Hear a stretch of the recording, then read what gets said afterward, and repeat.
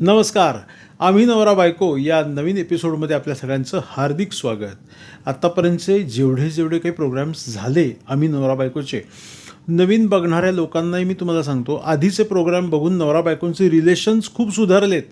आम्हाला व्हॉट्सअप, आमच्या ऑफिसमध्ये कॉलसुद्धा येतात की सर मी माझ्या मिस्टरांना हा एपिसोड दाखवला, किंवा एक म्हणतो आहे की माझ्या बायकोला मी कंपल्सरी ही सिरीज बघायला सांगतो आहे. त्यामुळे दोघांच्या वागण्यामध्ये, बोलण्यामध्ये हळूहळू फरक पडत चालला आहे. मला सांगा काय पाहिजे परमेश्वराला? परमेश्वराने इतकं छानपैकी मार्गदर्शन तुम्हाला दिलं आहे, मग तुमची जबाबदारी काय? एपिसोड पाहून नुसतं रिकामं बसायचं नाही, त्यावर लाईक करायचं आहे, कमेंट टाका, सर आवडला एपिसोड, नाही आवडला, हा विषय घ्या, तो विषय घ्या. अक्षरशः मी त्यांना म्हणलं की तुम्ही कमेंट टाकणं गरजेचं आहे की छान सर एपिसोड पाहिल्यामुळे आमचं एवढं चांगलं झालं. असो, तर आजचा विषय एकाने असा सुंदर सुचवलेला आहे की नवरा बायको आम्ही एकमेकांना वेळ देऊ शकत नाही, त्यामुळे अशी कंडिशन आली आहे की आम्ही का जगतोय. मुंबईतलं एक जोडपं आहे, आडनावसुद्धा सांगून ठेवतो, त्यांचं जोशी म्हणून आडनाव आहे आणि हे भायखळ्याला राहतात. तर दोघांचंही प्रोफेशन IT आहे आणि त्याच्यातून दोघंही एकमेकांना वेळ देत नाही आहेत. त्याच्यामुळे ताणतणावाचं खूप त्यांना व्यवस्थापन घरात करावं लागतं आहे की या एका गोष्टीमुळे खूप ताणतणाव त्यांच्या आयुष्यामध्ये वाढलेले आहेत. बघा, लक्षात घ्या, नवरा बायको म्हणजे मी तुम्हाला सांगितलं की फक्त तुम्ही मिस्टर अँड मिसेस ह्या रिलेशनशिपमध्ये येत आहे हाच एक महत्त्वाचा भाग नसून, तुम्ही नवरा बायको म्हणजे आम्ही नवरा बायको जे आहेत ते एक भारताचे महत्त्वाचे घडवणारे उत्तम नागरिक आहोत. आणि आपण एका अपत्याला जन्म देतो आहे म्हणजे आपण एक उत्तम नागरिक जन्माला घालून त्याचं पालनपोषण करतो आणि समाजामध्ये त्याच्या कार्यास त्याला आपण सोडून देतो. असं हे जीवनचक्र आहे. त्यामुळे नवरा बायकोंनी एकमेकांना वेळ देणं, एकमेकांचं चांगलं चिंतन करणं आणि एकमेकांचं चांगल्याच्या दृष्टीने विचार करणं हे खूप महत्त्वाचं आहे. तर वेळ देता येत नाही, तर मित्रांनो ठरवलं तर वेळ देता येऊ शकतो. या प्रश्नाचं या एपिसोडमधनं मी तुम्हाला उत्तर देतो आहे. एपिसोड लहान होईल किंवा मोठा होईल, संपूर्ण पहा आणि जगभरात सगळीकडे पाठवून द्या.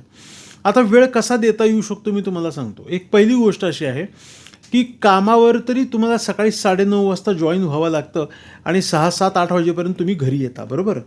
घरी आल्यानंतर पहिली गोष्ट तुम्हाला असं आहे, मिस्टर अँड मिसेस म्हणजे नवरा बायको या दोघांनाही सांगतो, तुमचं काय असेल ते तुम्ही सांगता 7-8च्या आत संपून टाका. घरी आल्यावर तुम्ही मोबाईल उघडून बसलात, लॅपटॉप उघडून बसला, हे महिन्यातून साधारणतः एक 4 ते 5 वेळेला चालू शकतं की काहीतरी ओव्हरलोड आहे, मग माझे काही काम राहिलं होतं, इंटरनेट बँकिंगवरनं माझे काही स्टेटमेंट काढायचे आहेत किंवा माझं बॅलन्स किंवा शेअर्समधल्या काय उलाढ आली ते संध्याकाळी आल्यानंतर निवांत बघायचं. तर महिन्यातून 5 ते 6 दिवस हे ठेवा. पण पहिला उपाय असा आहे की घरी आल्यावर मोबाईल हा तुम्ही बंद नको, स्विच ऑफ नको, सायलेंट नको, तुम्ही वापरणं बंद करा. एक कॉलिंग पुरता म्हणजे येणारे इमर्जन्सी कॉल तर घेतले पाहिजेत. तर शक्यतो तुम्ही घरी आल्यानंतर ना तासनतास मोबाईल बघणं हे सोडून द्या. एक अर्धा तास पाहणं गरजेचं आहे. कारण काय होतं, सगळे काही मेसेजेस, अपडेट तुम्ही सोसायटीचे असतात, तुमच्या मित्रमंडळींमधले असतात किंवा नातेवाईकांचे असतात, काहीतरी अपडेट कळतात. अचानक कोणाचं काहीतरी दुःखद निधनाची बातमी आली आणि आपण व्हॉट्सअप नाही पाहिलं तर लोक फोन करणार, अरे तुला माहीत नाही का, मग आपण मागे पडतो. अशा अनेक गोष्टी आहेत. कोणाचा वाढदिवस आहे, फेसबुक नाही पाहिलं तर कळत नाही. अनेक गोष्टी अशा आहेत की जे फेसबुक आणि यूट्यूब आणि इन्स्टा याच्यावरती आपण अवलंबून आहोत, बरोबर?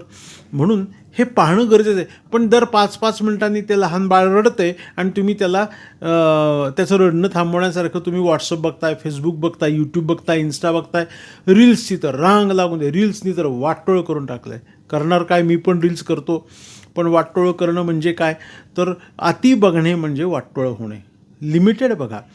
रील्स संपणार नाही, तुमचं इंटरनेट संपणार नाही, तुमचं आयुष्य हे लिमिटेड आहे. तुमचे डोळे जे आहेत ते लिमिटेड आहेत. त्यामुळे लक्षात ठेवा की सोशल मीडियावरती किती वेळ राहायचं आणि किती वेळ आपण मोबाईल बघायचा ह्याला काहीतरी कालमर्यादा तुम्ही स्वतः ठरवून घेतली पाहिजे. हा पहिला एक उपाय की संध्याकाळी घरी आल्यानंतर मोबाईल जरा बाजूला ठेवा.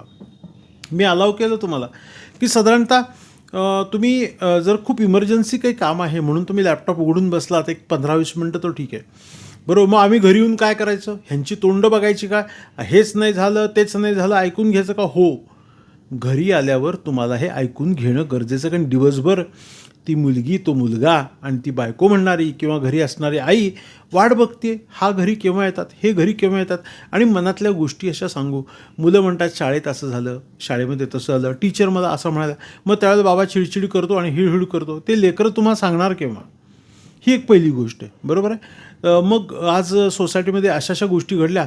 माझी मैत्रीण असं म्हणाली, माहेरचा असा विषय, हे बायकोला सांगायचं असतं आणि तुम्ही तेव्हा लॅपटॉप घेऊन बसला आणि हू म्हणताय किंवा मोबाईल घेऊन, पहिले बंद करून टाका.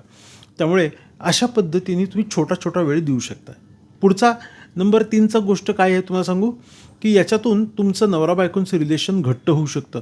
जेव्हा संध्याकाळी घरी येत आहे ना, जेवण झाल्यानंतर ना एक अर्धा तास नवरा बायको थोडंसं वॉकिंग करा, म्हणजे चालायला चालू करा. सोसायटीमध्ये घरातनं बाहेर पडल्यानंतर कुठं मोकळं मैदान असेल, संध्याकाळी सेफ्टी फीचर्स चांगले असणारे अशी एखादी जागा आहे, त्या ठिकाणी तुम्ही फिरायला चालू करा. नवरा बायकोनी जेवण झाल्यानंतर एक अर्धा तास जरी वॉकिंग केलं तर बोलणं होतं, गप्पा होतात, चर्चा होतात, ह्या सगळ्या गोष्टी आहेत. अगदीच तुम्ही लवकर येत असाल तर 4था रूल मी तुम्हाला सांगतो, की तुम्ही संध्याकाळी आल्यानंतरनं तुमच्या मुलीला किंवा मुलाला तुम्ही खाली जाऊन बॅडमिंटन खेळा. एकदम सोपा. बॅटबॉल खेळता येत नाही कारण सध्या मैदानं राहिलेली नाहीत, पण तुम्ही नवरा बायको मुलीबरोबर किंवा बायकोबरोबर मुलाबरोबर तुम्ही बॅडमिंटन खेळू शकता. अशी ही खेळण्याची गोष्ट आहे. बरं, घरी आल्यावर कॅरम, पत्ते, काहीतरी ॲक्टिव्हिटी मुलांबरोबर होणं गरजेचं आहे. म्हणजे मुलं मोठी होऊन जातात आणि हे करायचं राहून गेलं, ते करायचं राहून गेलं असं वाटायला नको. म्हणून हा एक प्रयत्न तुम्हाला करणं गरजेचं आहे, की तुम्ही वेळ काढू शकता, जर काढला तर, नाहीतर काहीही उपयोग नाही. त्यामुळे प्रयत्न करायचा की आपल्याला ह्या गोष्टी बॅलन्स्ड करायच्यात. घरातल्या सगळ्यांची मेंटॅलिटी आणि आपलं सगळ्यांचं चांगलं करण्याच्या दृष्टीने आपल्याला एक गोष्ट नक्की करायची, की वेळ काढला पाहिजे तेव्हा तो मिळणार आहे. वेळ असा कुठनं टॉक टाईमसारखा, रिचार्ज संपलं, 200चं रिचार्ज कर, 500 आ गया असं म्हणून कुठलाही जो एक्स्ट्रा टॉक टाईम विकत घेतो तसा हा वेळ तुम्हाला विकत नाही घेता येणार आहे, तुम्हालाच तो काढावा लागणार आहे. त्यामुळे सकाळीसुद्धा तुम्ही निघताना थोडासा वेळ देणे, संध्याकाळी देणे, आणि कृपया शनिवार रविवार जो हक्काचा आहे, ज्यांना रविवारी सुट्टी असते, कृपया फॅमिलीला द्या.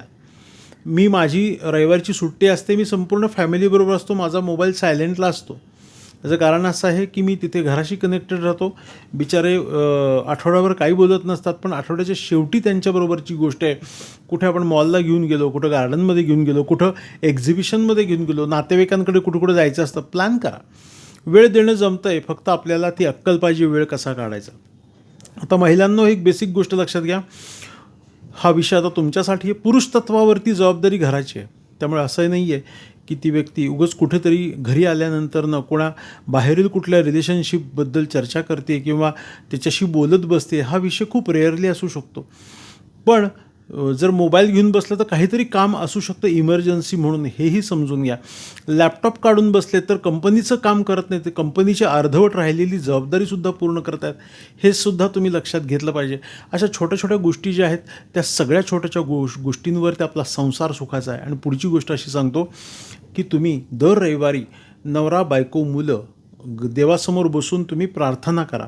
देवासमोर बसून तुम्ही अशा काही गोष्टी करा की शुभंकरोती म्हणणं आहे, भीमरूपी आहे, घरातलं कुठलं स्तोत्र आहे, हनुमान चालीसा, देवाची आरती करणे, हे एकत्रित करायला चालू करा. मुलांवरती संस्कार होतात. ज्या महिला बघतात त्यांनाही सांगतो की तुम्ही सध्या मुलं किती मोठी झालेली असू दे, शुभंकरोती म्हणल्याशिवाय त्यांना जेवायला देऊ नका. शुभंकरोती म्हणले, रामरक्षा म्हणलं संध्याकाळी उदबत्ती लावून, हे आई वडिलांनी आपल्या केलेलं, तुला जेवायला मिळणार नाही बरं का, ते बाप्पासमोर बस आणि भीमरूपी वाच, हे मी माझ्यावर केलेले संस्कार आहेत. त्यामुळे लक्षात यायचं, हे काय नाही रे, आता जेवायला मिळणार नाही, आईबाबा खूपच चिडलेत, आपण वाचलं पाहिजे. पण आज लक्षात येतं की त्यावेळेला सरस्वतीपासून ते मारुतीपर्यंत, विठ्ठलापासून ते विष्णूपर्यंत सगळी स्तोत्र आरत्या पाठ आहेत. कोणामुळे? आई वडिलांमुळे. आज कुठली आरती काढली तर पुस्तक घ्यावं लागत नाही, कारण त्यावेळेला कानात वाजत होतं, दुर्गे दुर्गट बारी तुझविणे संसारी.